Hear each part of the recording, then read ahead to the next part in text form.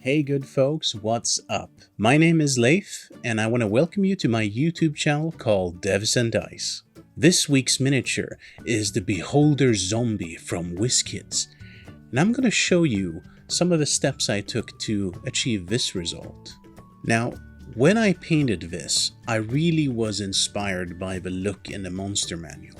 But before that, I want to address something. As you might have noticed, I've done some restructuring to the YouTube channel. Simply put, this channel will deal exclusively with miniature painting or terrain crafting related subjects going forward. Here's a, presentation video which gives you a little bit more information.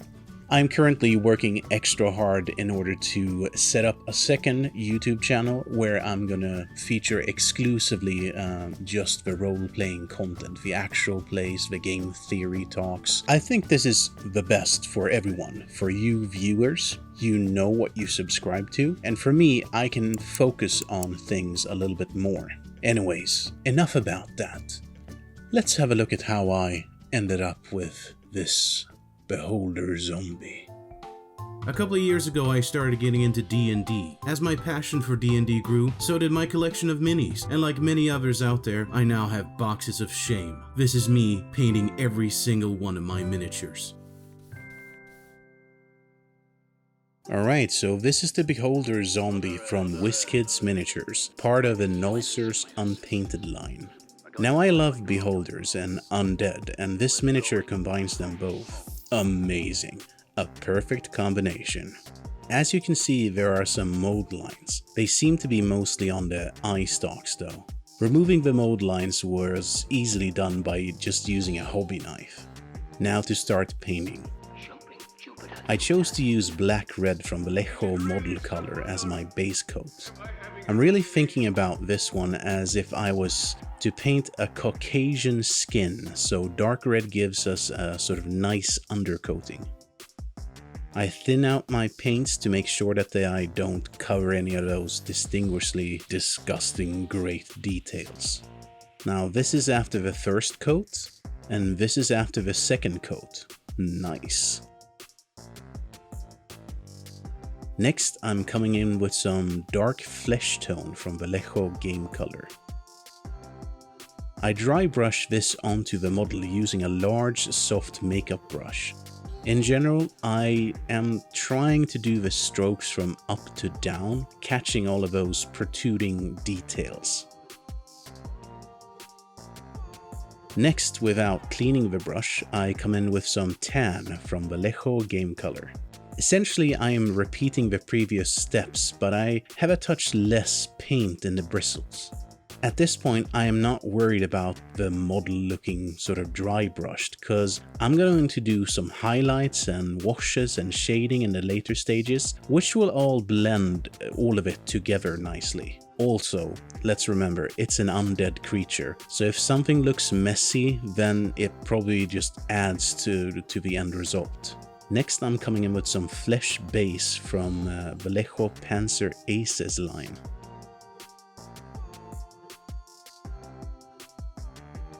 I'm using thin coats, but not as thin as a glaze, but more just to make everything flow nicely from my paintbrush onto the model.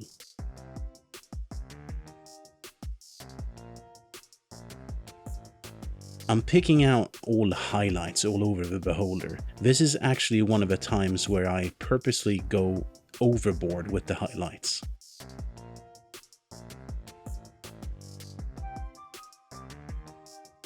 This is part of the process since I know that I will be introducing glazes later, and that will help just blend everything together.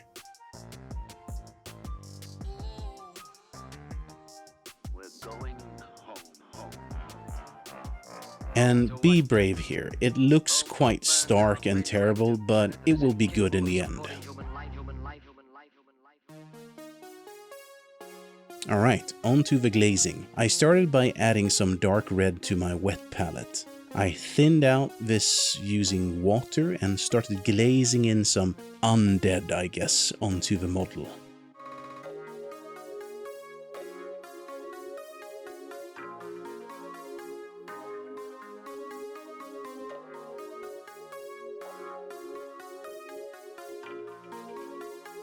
Now the flesh of an undead is most likely decomposing, and I feel like properly doing this step really does introduce that sort of patchy nature to the flesh of the beholder.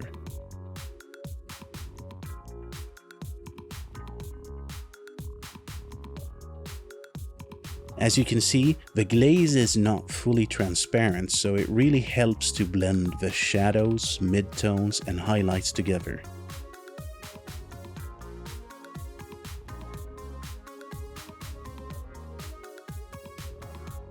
Alright, I'm coming in with some pale flesh from Vallejo Game Color to not paint the flesh actually, but the eyes.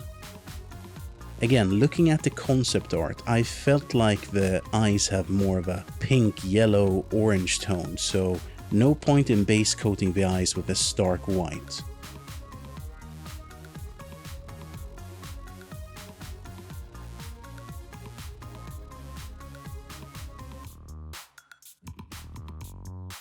The main eye and the eye stalks gets 2 or 3 coats of thinned out base coat, and this is what the result is.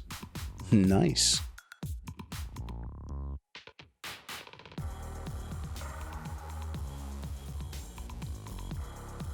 Now I'm adding some Rhinox hide from Citadel to the palette.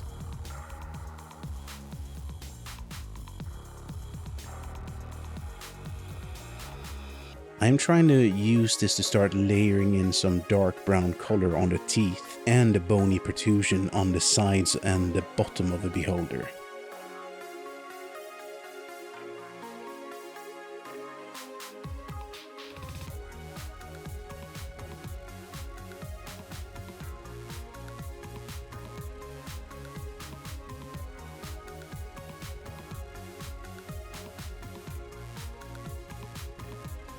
Next color in line is Mornfang Brown from Citadel. This will give the teeth and protrusions some depth and well-needed yellow-brown tone. I'm going to use this to define a mid-tone on the teeth and the bony protrusions. Aiming for, let's say, 60% coverage.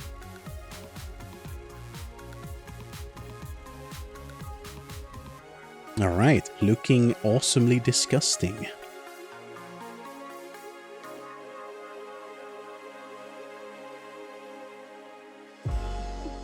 I add some Xandri dust from Citadel to the palette. I'm using this to start highlighting those pearly whites and the, well, bony protrusions.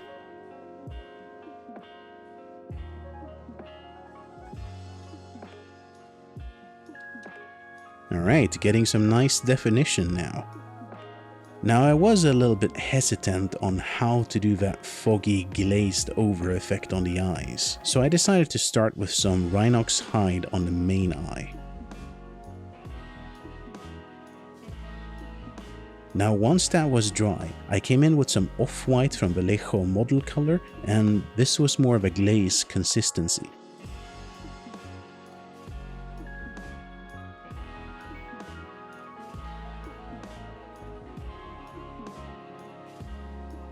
And I expedited the drying process by using my trusty hairdryer. And then back with an additional coat. I wanted this detail to be sort of barely visible.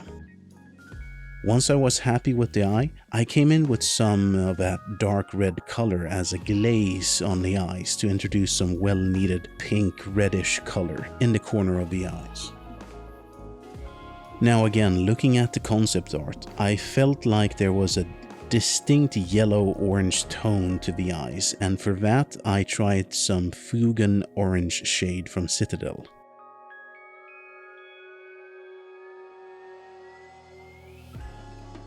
I'm quite liberal with the shade, except in the middle, where I wipe off some of it with a clean brush.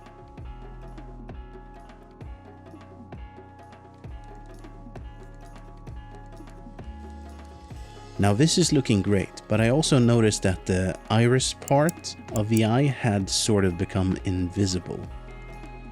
So I did the only correct thing. I started over. This time I used some black from Vallejo model color. The idea was that the darker the color, the more margin I have when I glaze over the eye again.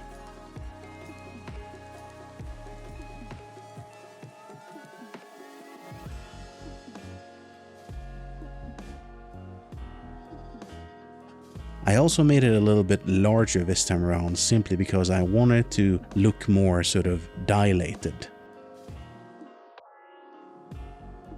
And this is what I ended up with.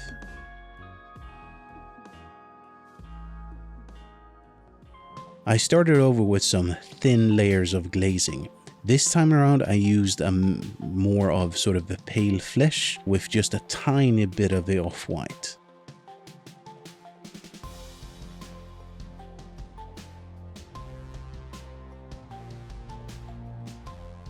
Once I was happy with the main eye, I started with the eye stalks. One thing that worked well for me was to deposit the most of the glaze in the middle of the pupil. This way you would see the edges more.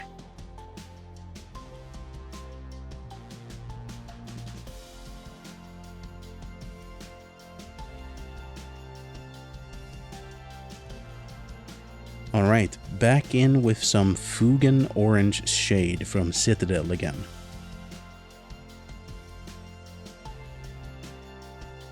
This time around, I focused primarily on the eye stalks.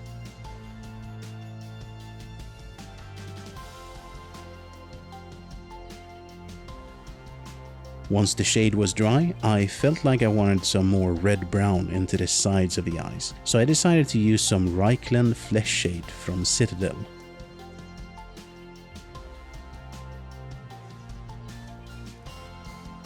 I used it on the very deepest creases on the sides of the eyes, but I also added some shades on the lips and areas where I thought that the skin would be thinner.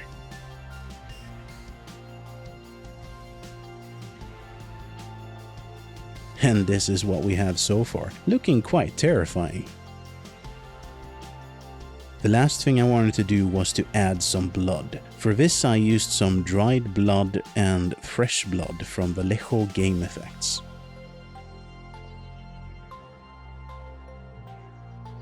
I start with the dried blood and define areas where there might be sort of sores and such. Then I come back into those areas and essentially highlight with some fresh blood.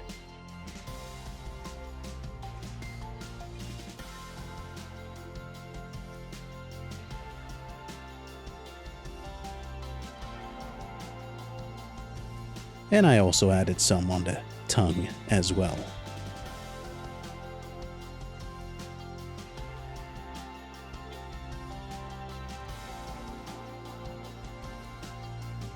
Now I wanted to add some more dynamic colors to this miniature, so I decided to use some Druchii Violet shade from Citadel.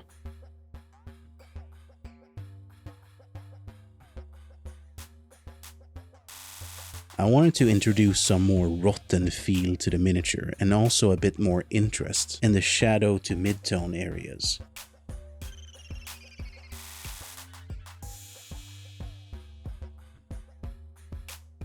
I'm being very deliberate with where I add this color, so I don't use it as a wash as much as a glaze.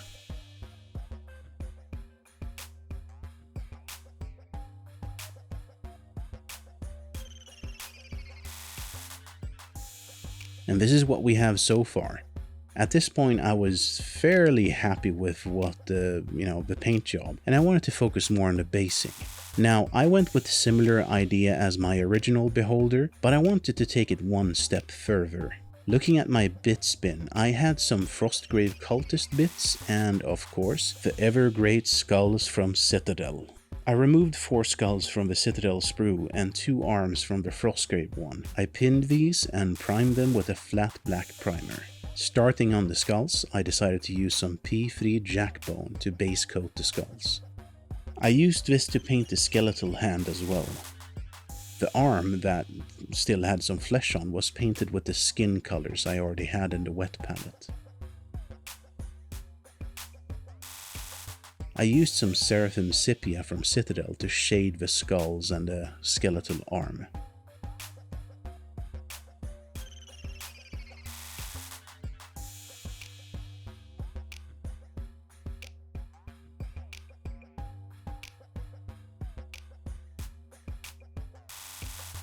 And now for the basing. I went with some thick mud paste from Vallejo. Once I had it on the base, I used a wet brush to sculpt it into the shape I wanted.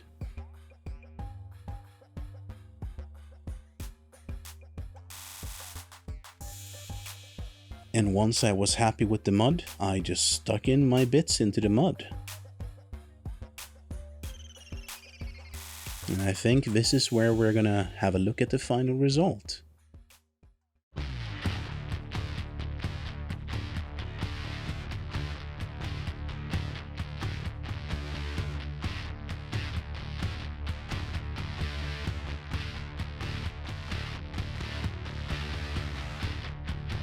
I varnished the model with a satin finish, and then I came back in with some gloss varnish on the eyes, mouth, teeth, blood, and, well, the horns. Looks disgusting.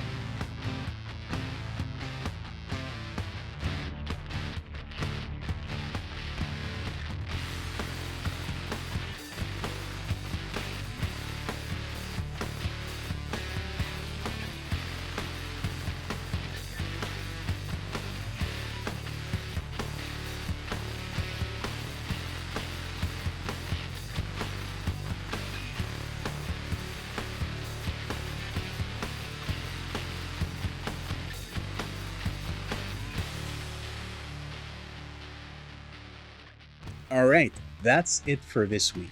I want to thank you so much for staying this long. I hope that you think that the video was good and that it inspired you how to tackle the Beholder Zombie. If you did like it, then you know what? Give it a like, share it with some friends perhaps, or, you know, subscribe if you're not subscribing already. You know the drill. As always, if you have any questions or comments, please feel free to drop a comment down in the comment section down below. I make a thing to answer all comments. I think I've answered all comments. I think so. Now for you particularly wonderful people who have watched this far, here comes not one, but two Swedish proverbs from old. You see, John, a Viking always delivers what they promise. Always. Okay, the first one. Nu har du skitit I det blå skåpet. It literally means, now you've taken a crap in the blue cupboard. Where do I begin to explain this one? Well, it really means, okay, you've gone and fucked up pretty bad, you know. And I think it comes from the old days where you probably had a blue, cupboard where you kept your nice porcelain and your, silverware, perhaps your linen closet, something like that, like the nice stuff. So you essentially have now screwed the pooch where you shouldn't have. So it's really bad. And the second one is inte illa pinkat av en trähäst. Oh god. And this one literally means not badly peed by a wooden horse. Now this is something you might say if somebody did something good, but the expectations weren't that, high, and you were sort of like, you're not good at it, but you actually hit the target or whatever for once, something like that. But it's said in a very friendly way, Alright, with those wise words from old, I want to wish you an awesome day. Stay safe out there, and I'll see you next time.